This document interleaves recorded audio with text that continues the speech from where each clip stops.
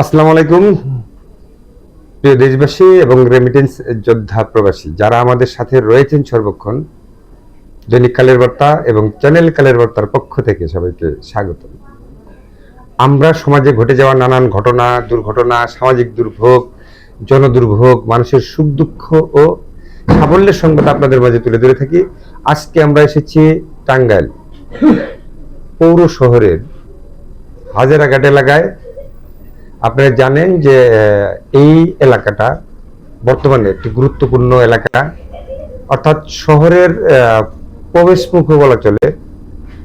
হাজারাঘাট SP পার্কের পশ্চিম পাশ দিয়ে যে রাস্তাটি রয়েছে, যেখানে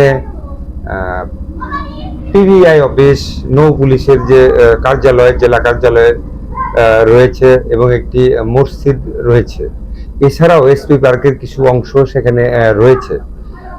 এই রাস্তাটি দিয়ে পশ্চিম টাঙ্গাইলের অনেক লোক প্রতিদিন শহরে আসে, বল্যা হয়ে শহরে আসে। এইদিকে আবার এই রাস্তাটি সোজা যদি যায় পশ্চিম দিকে, এসপি পার্কের ছোট কালপাটটি বা সুইচ গেট কালপাটটি পার হয়ে যখন পশ্চিম দিকে যায়, তখনও পশ্চিম সাইড থেকে, পশ্চিম টাঙ্গাইল থেকে অনেক লোক শহরে প্রবেশ করে এবং বিকালে এই যে রাস্তা দিয়ে যাতায়াত করে। তো এই রাস্তাটি এখন বর্তমান যে অবস্থা, খুবই বেহাল অবস্থা, জন চলাচলের অযোগ্য। যদিও পশ্চিম দিকে যে রাস্তাটি গিয়েছে সেই রাস্তাটি কিছুদিন আগে, 1-1.5 বছর আগে এটা সংস্কার করা হয়েছে। এখনই রাস্তার বিভিন্ন জায়গায় জায়গায় ভেঙে গিয়েছে। আর যে ওই যে রাস্তাটি আপনার উত্তর দিকে গিয়েছে, উত্তর দিকে সোজা বল্লার দিকে গিয়েছে, সেইখানে সেই রাস্তাটি বল্লার দিকে রাস্তাটি পুরো অবস্থাটাই খুবই খারাপ অবস্থা। আমরা বরাবরই শহরের উপরে, যেহেতু টাঙ্গাইলের বর্তমানে প্রতিমন্ত্রী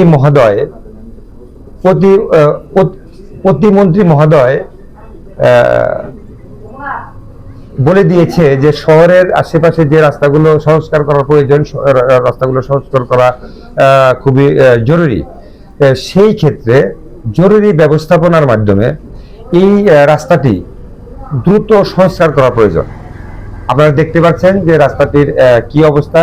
রাস্তাটির পূর্ব পাশেই এসপি পার্কের একটি অংশ, পূর্ব পাশেই কিন্তু টাঙ্গাইল পুলিশ লাইন এবং কারাগারের রাস্তা। তার পশ্চিম সাইডের যে রাস্তাটির যে অবস্থা, একেবারেই যান চলাচলের অযোগ্য। একটুখানি বৃষ্টি আসলেই পুরো রাস্তায় পানি বেঁধে থাকে এবং বিভিন্ন রকমের ছোটখাটো দুর্ঘটনা প্রতিনিয়তই ঘটছে।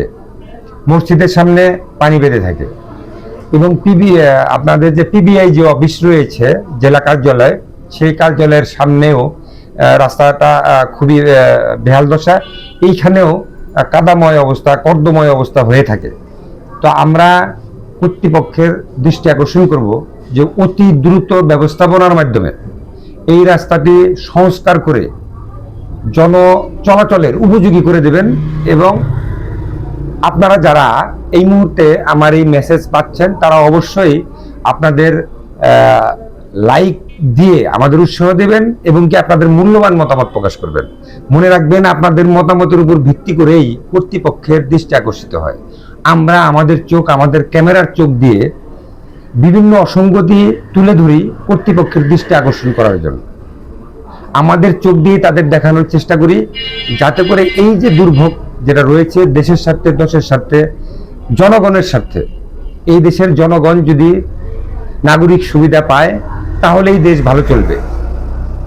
কাজেই আমাদের যারা আমাদের এই ভিডিওটা দেখবেন, এই ভিডিওটা দেখার পরে আপনারাই আপনাদের গঠনমূলক তথ্যভিত্তিক মূল্যবান মতামত প্রকাশ করবেন, যাতে করে কর্তৃপক্ষের দৃষ্টি আকর্ষিত হয়। যারা এখনো আমাদের এই পেজটি ফলো করেননি, ফলো করে রাখবেন। শুধু ভালো কাজ, দেশের স্বার্থে, দেশের স্বার্থে, বিভিন্ন মেসেজ, বিভিন্ন জনস্বার্থে, বিভিন্ন গণসচেতনতামূলক আলোচনা জানতে আপনারা আমাদের সাথে থাকবেন। মনে রাখবেন, আপনার একটি লাইক বা শেয়ার হতে পারে একটি ভালো কাজের অংশীদার। প্রিয় দেশবাসী এবং রেমিটেন্স যোদ্ধা প্রবাসী, আপনারা যে রাস্তাটির চিত্র দেখছেন এটা কিন্তু আমাদের এই বাংলাদেশের মানচিত্রের ভিতরেই। অতএব সারা বাংলাদেশে প্লাস বিদেশে যে যেখানে আছেন সেখান থেকেই আপনারা সাপোর্ট করতে পারেন, কারণ বাংলাদেশের একটি রাস্তা যেন অবহেলিত না থাকে। সরকারের কর্তৃপক্ষের দৃষ্টি আকর্ষণ করার জন্য, তাদের মেমোরিতে আসার জন্য আমাদের সবারই সাপোর্টের প্রয়োজন। অতএব এলাকা ভিত্তিক চিন্তা নয়, পুরো দেশ নিয়ে আমরা ভাবি, দেশের জনগণ নিয়ে ভাবি, দেশের জনগণ নিয়ে ভাবতে হবে। এটাই হলো ভালো কাজের প্রয়াস। তো আপনারা অবশ্যই একটি ভালো কাজে আমাদের সাথে থাকবেন, আমরাও আপনাদেরকে সাপোর্ট দেব। আপনার এলাকার যে কোনো স্থানের সামাজিক দুর্ভোগ, জনদুর্ভোগ, মানুষের সুখ দুঃখ, সাফল্যের তথ্য আমাদের দিতে পারেন এবং কি আমাদের দিয়ে আপনি একটি ভালো কাজে অংশগ্রহণ করতে পারেন। আমরা অবশ্যই সেটা কর্তৃপক্ষের দৃষ্টি আকর্ষণ করার জন্য প্রচার করব। আমাদের ভালো কাজে আসলে খুব কম লোককেই পাওয়া যায়, তবুও যারা ভালো, যারা দেশের জন্য কিছু করতে চায়, যে যেখানে যে অবস্থায় আছেন, আমাদের এই সংবাদ ভিত্তিক চ্যানেলটি যদি আপনাদের ভালো লেগে থাকে তাহলে সর্বপ্রথম সাবস্ক্রাইব করে পাশে থাকা বেল বাটনটি বাজিয়ে দেবেন, শেয়ার করে সকলকে দেখার সুযোগ করে দেবেন এবং আপনার মূল্যবান মতামত প্রকাশ করবেন। মনে রাখবেন, আপনার মতামতের উপর ভিত্তি করে কর্তৃপক্ষের দৃষ্টি আকর্ষিত হয়।